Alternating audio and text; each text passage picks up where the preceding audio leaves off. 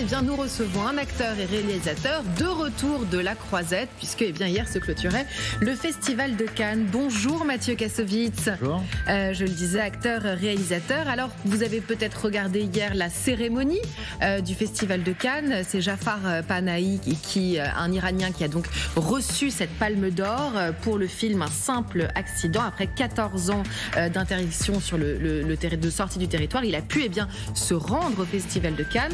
Qu'est-ce que vous avez pensé de cette palme? C'est un politique J'ai pas vu le film, mais je pense que ça accélère. Qu'est-ce que vous pensez du symbole alors? Bien sûr, ça accélère le Festival de Cannes, c'est faire parler de ce dont les films parlent. C'est-à-dire les films ont des sujets. Généralement, à Festival de Cannes, les films sont assez forts.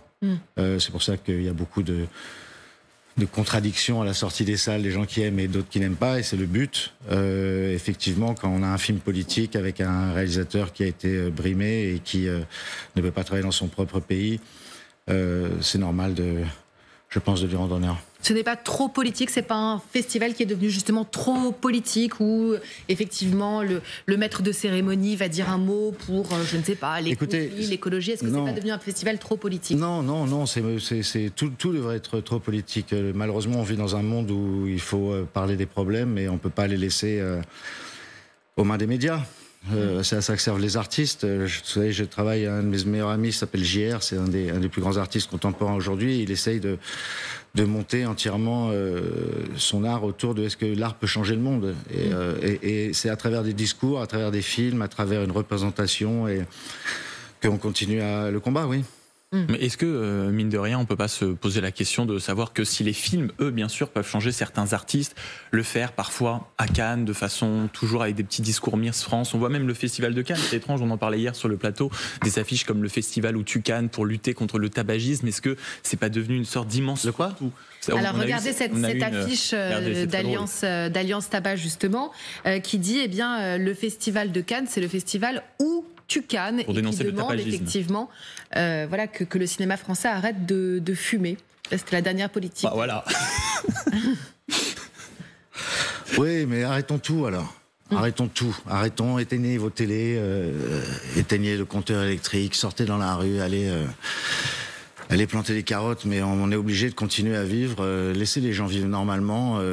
Heureusement que le Festival de Cannes n'est pas un festival où il y a que des paillettes, mais il y a aussi de la politique qui effectivement gâche un peu les paillettes. Mais bon, moi je suis tout pour ça.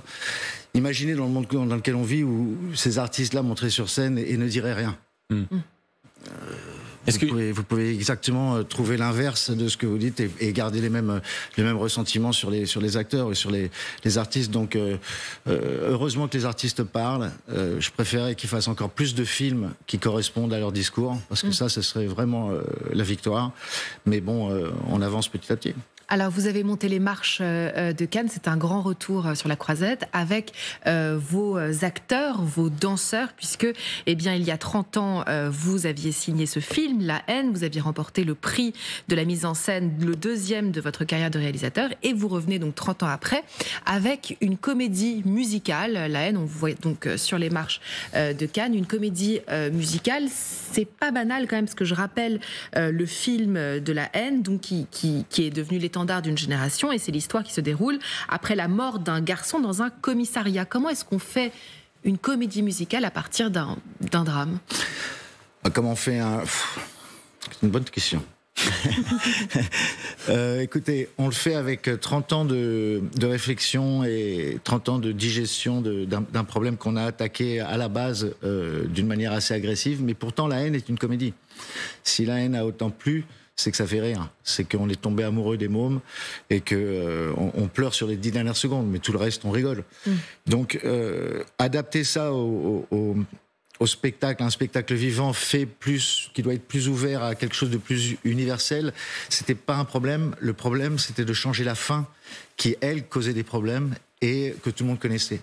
Donc, comment essayer d'arriver à attraper le public sur le sujet d'une manière aussi forte qu'on l'a fait avec le film, mais avec un message peut-être un petit peu différent, qui était caché dans le film, mais qui n'était pas forcément visible à cause du noir et blanc, à cause de pas de musique, pas de femmes, pas de romantisme et un discours assez radical. Alors, et là, qui est très explicite, puisque vous avez changé le sous-titre, c'était « Jusqu'ici, tout va bien dans la haine », et là, c'est « Jusqu'ici, rien n'a changé » pour la comédie musicale. Vous pensez vraiment que depuis 30 ans, rien n'a changé dans la société ?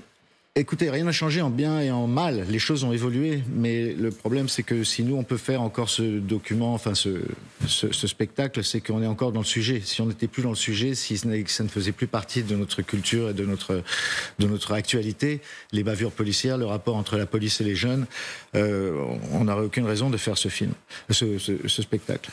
Mais ce qui est resté le même aussi, c'est que l'amour entre ces mômes-là, l'amour qu'on a pour eux, la réalité qu'ils ont auprès dans leur quartier, ça n'a pas changé. Encore une fois, pour le meilleur et pour le pire. Il y a beaucoup de choses magnifiques qui se passent dans les quartiers et qu'on ne se souvienne pas assez.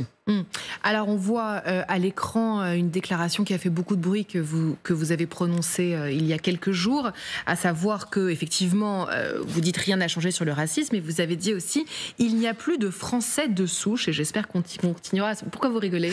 Parce que je savais pas que ça allait faire le truc, parce qu'à chaque fois maintenant qu'on dit un truc, moi ça fait 30 ans que j'ouvre ma gueule, mais depuis quelques années, dès qu'on ouvre sa gueule, ça devient... Écoutez, voilà, je vous explique, moi, je suis français de souche du côté de ma mère. Okay, ma mère, elle vient de Reims, une famille française qui doit venir depuis plusieurs générations. J'ai pas fait d'arbre généalogique, mais je vois, ma famille était très très populaire, très populaire, venait d'un milieu très populaire. Elle s'est mariée avec un Hongrois, et ça donne moi.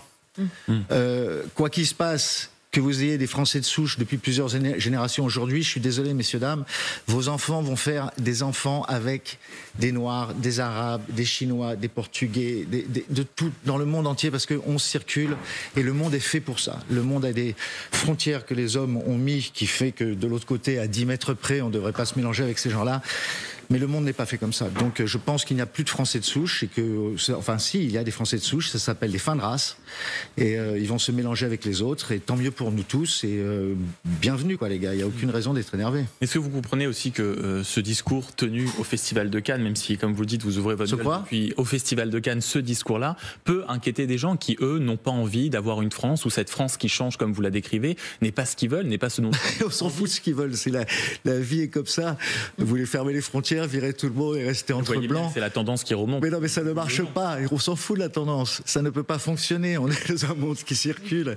Tout le monde peut attendre l'arrivée du nouveau Messie, ou on peut croire en ce qu'on veut.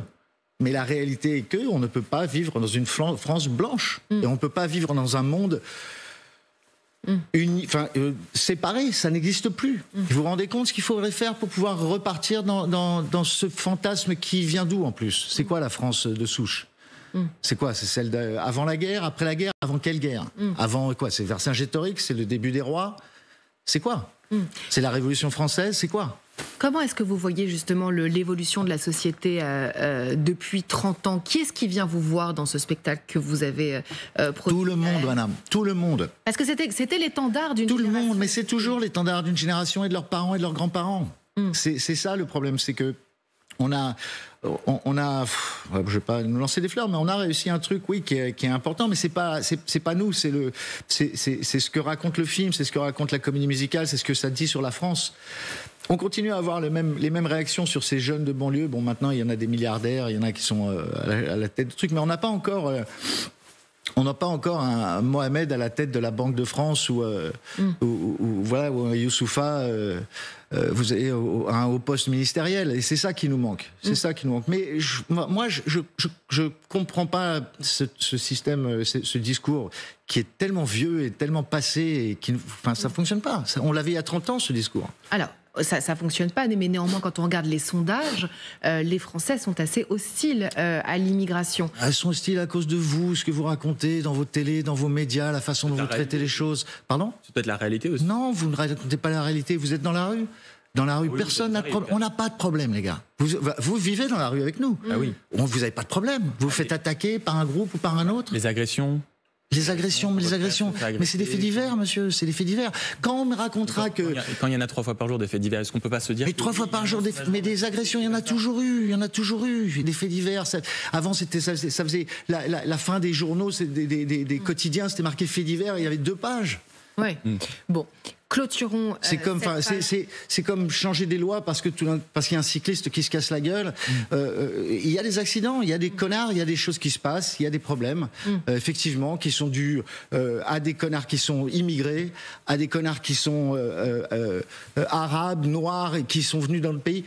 Mais c'est pas la majorité, c'est rien, c'est un tout petit c'est le même pourcentage que les connards de Français qui foutent la merde ici. Et il y a cette page d'espoir qu'on peut voir donc à la Comédie Musicale La Haine. Prochaine date au Zénith non, parce que de Lille. Non, mais c'est vrai. Le spectacle, c'est un spectacle sur l'amour. C'est un spectacle sur l'amour. Et c'est ce que nous devons tous partager en tant que Français.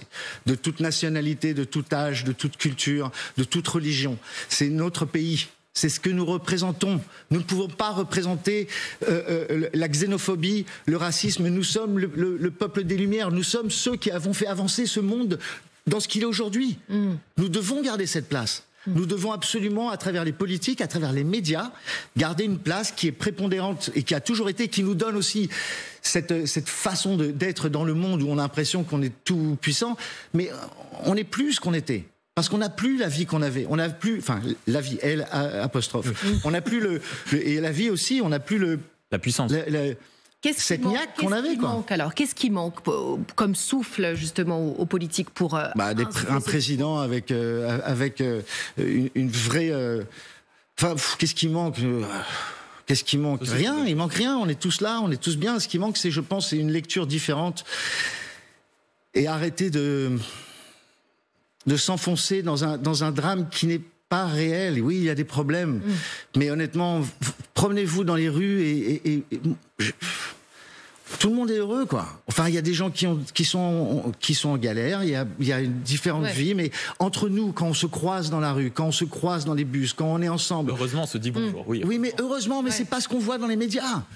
Oui, c'est pas ce qu'on voit dans les médias, donc forcément ça influe sur les sondages et forcément ça influe sur les politiques.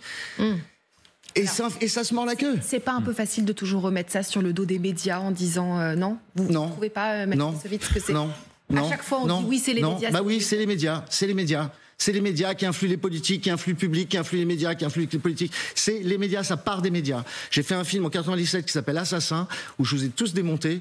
C'est les médias. Et j'ai raconté en 97 exactement ce qui se passe maintenant. Une perte d'éthique, une perte de